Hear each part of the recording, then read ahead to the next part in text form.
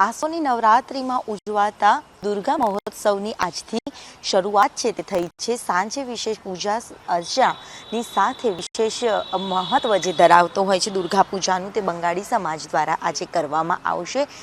SG highway સાઈડના આવેલા કાલીબારી મંદિર ખાતેના પ્રાંગણમાં વર્ષોથી અહીંયા દુર્ગા પૂજાનું આયોજન કરવામાં આવે છે। માં દુર્ગાની વિશેષ મૂર્તિનું સ્થાપન કરવામાં આવે છે અને વૈદિક મંત્રોચ્ચાર પૂજા અર્ચના દ્વારા બંગાળી સમાજ દ્વારા આ મૂર્તિનું પૂજન છે તે 3 દિવસ દશેરા સુધી આ ઉત્સવનું આયોજન છે તે કરવામાં આવ્યું છે। આ સાથે જ દુર્ગા માતાજીને લગતા તમામ જે વેશભૂષાથી લઈને તમામ જે કથાઓ તેમની સાથે જે જોડાયેલી છે તે તમામની પ્રતિકૃતિ પણ છે તે દર્શાવવામાં આવશે। ત્યારે વિશાળ ડોમમાં તડામાર તૈયારીઓ છે તે શરૂ કરવામાં આવી છે।